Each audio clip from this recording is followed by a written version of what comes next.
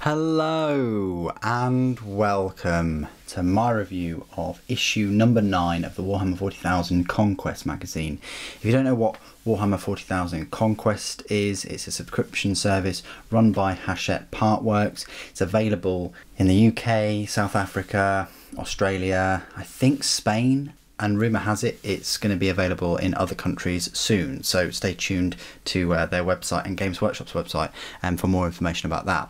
Well, issue 9 unfortunately was a repeat of issue 4. You get the same 6 Poxwalkers as you did in that issue. They're just here, and because they're easy to build, they are exactly the same. They're going to be quite noticeable, you know, the more and more you add to them, but in a squad of 12, you know, or a squad of 10, a horde of sort of shambling zombies, especially if you paint their clothing and weapons and things a little bit different, then you can make them look a little bit different, I suppose.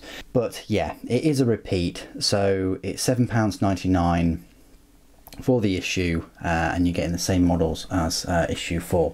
Let's just move these other Poxwalkers from 4 out the way, and let's have a look in the magazine. So how the magazine differs from 4, well, it's slightly different wordage and the way they've written it, slightly different artwork in there. They've got the colours of Contagion, whereas in here you've got First Plague Companies and the Fall of Speros, Outbreaks of War with the Segmentum Obscurus. So you've got a bit more in this issue in terms of backstory and a map and, you know, notable outbreaks, things like that, before you hit the easy to build guide, you know, how to build them. And you've also got a how to paint them, and you've got a lot more paints now than you had before. So it goes through some more steps, and then you've got an endless tide scenario, whereas in issue 4 you've got squad warfare and a rules update. They're fleshing them out a bit more with dice and moving large units, overwhelmed, fight with large units, and extra rules. Whereas in issue 4 it introduced you to the units in the charge phase and units in the fight phase and battle for the cruiser. So although it's the same models, the same 6 models, you are getting a different magazine with different content in there. So I just thought it would be important for me to make that point in case you were wondering if it's exactly the same magazine as before. I really like the Poxwalkers. I like the Poxwalker models. They're a shambling horde. They're going to look quite similar. They're not going to be as unique as special characters and things. The more Poxwalkers the better. You don't get the rules in this one. You don't actually get the rules for the Warhammer 40,000 for all these units and things until we hit issue 13 with the armoured containers, and then it just bombards you with a slurry of data sheets. Okay, that's enough about the magazine. Let's have a look at the models themselves then. So, like I said before, they're exactly the same as issue 4. So, as you can see here, there's this chap with the kind of mask that's you know, dripping off his face. He's got this axe as well, this horn and bone coming out of his body, and he's covered in pustules. He's got some nice boots on. There's a lot of detail considering these are easy to build kits and plastic miniatures. They definitely work well if you spray them and then paint them one colour and then use shades. You know, if you can, try and avoid painting them as what they've told you to paint them in the books, and seek out you know, a different way of painting them. Games Workshop's Citadel videos are the best one of the best in my opinion, with the step-by-step guides. Then you've got this guy with a wooden mallet and looks like a shiv. He's got some maggots coming out of his belly and like a little fly symbol. Quite a gurning face. Again, some horns and bones and leeches and things, and pouches on the model. Got this guy with some kind of socket wrench or whatever, like a blunt weapon, and then this tentacle thing growing out of his shoulder. Again, very gaunt looking face. You know, decay and corruption. And this guy got these huge big bare hands with these big spots on his belly and horns coming out, more bones. Still got his trousers on though, just to keep his dignity intact, I suppose. And then this guy's got some chains with some grenades on, which is always a fun experiment. And then this guy's, yeah, he's got this big bloated arm and more horns and bones. And then finally this guy's got like a pipe with some big nails through it and some kind of claw and some more bones and pustules and spots and all kinds of horrible things. So yeah, definitely a lovely set of miniatures for Nurgle and for Death Guard.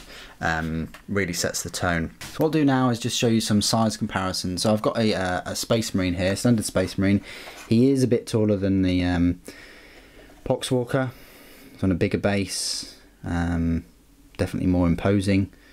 Next to one of the Primaris Intercessors from the range. Absolutely dwarfs these Poxwalkers, standing more than heads and shoulders above them.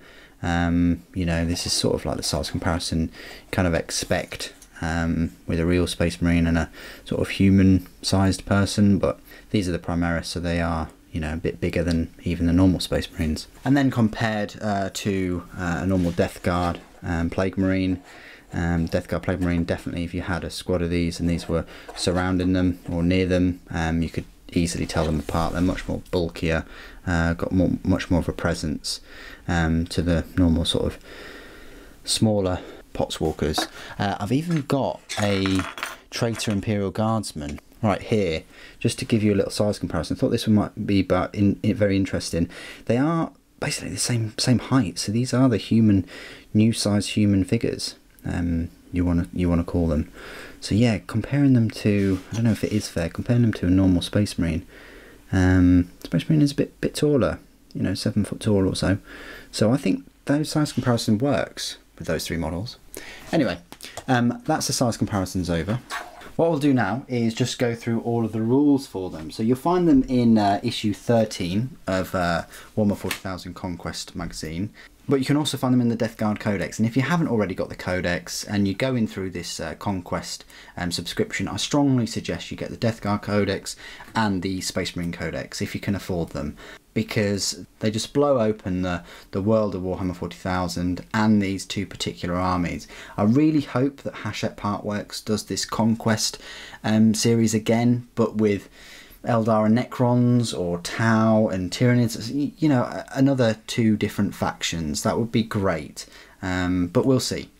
Anyway, going on to the rules then. Poxwalkers are a troop choice and they're a power points cost of a 3. For matched play, their points cost is 6 points per model, so quite cheap really. Not as cheap as Nurglings clearly, but you know, they're quite cheap. Okay, and the unit contains 10 Poxwalkers, so clearly you can't make a unit there. Except for in issue 13, I think you can. Yeah, in issue 13 it actually overrides the Death Guard Codex, and you can have a unit of between 6 and 10. You can include up to an additional 10 Poxwalkers, whereas in the Codex itself, unit contains 10 Poxwalkers base and can include up to 10 additional Poxwalkers. So you can have 20. That's what it's essentially saying. What do you get for your points then? Well, the movement speed is 4 inches, which is very slow. Weapon skill is only 5+, ballistic skill is poor at 6+, strength 3, toughness 3, 1 wound, 2 attacks though, leadership is poor at 4, and a save of 7+. What are they armed with? Well, just improvised weapons. So the strength of the user, which is 3, AP 0, and damage 1.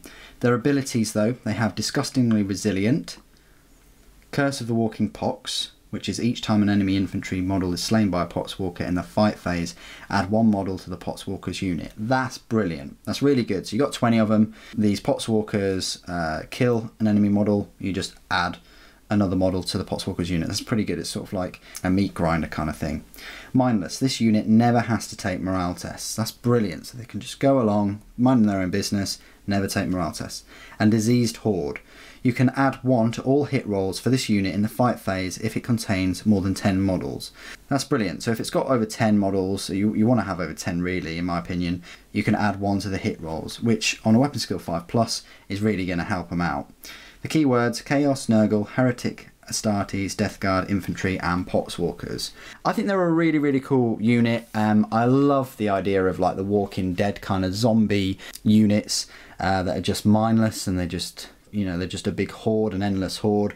I would have liked to have seen the unit size be 30 or 40. That would be pretty awesome, but as it stands, you got 20 there. It's important to note that if you take Typhus, which is a special character, an HQ choice in the Death Guard army, he has this host of the Destroyer Hive, where friendly units of Potswalkers increase their strength and toughness by 1 whilst they are within 7 inches of Typhus. Now that's brilliant. So that means their strength is 4 and their toughness is 4. They're making them a bit more resilient and a bit more survivable. And if you're going for a big horde of Potswalkers, definitely try and take Typhus. I think you actually get Typhus in this subscription. So look out for him on their website, because he'll be in one of the issues, I think. And that's everything I wanted to say about issue number 9. It's a good issue, some new content in there. Yes, it's a shame it's a duplicate of models, but when you look at it from another point of view, you are getting 12 Potswalkers there, which gives you a nice horde, and you know, it gives you another opportunity to perfect your painting and just change this new squad of 6, have them looking slightly different than the first squad. Anyway, what do you guys think of issue 9? Please put it in the comments below. It'd be great to hear from you. Thank you ever so much for joining me today. Thank you for watching. Papa bless.